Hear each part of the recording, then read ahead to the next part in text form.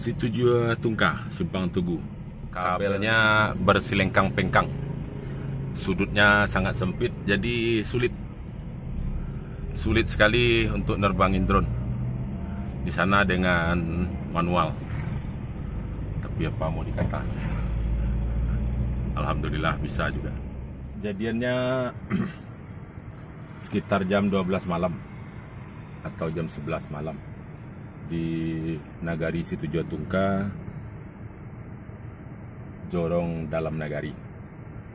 Waktu kejadian ada 4 orang, namun atas karena kuasa Allah keempat-empatnya selamat karena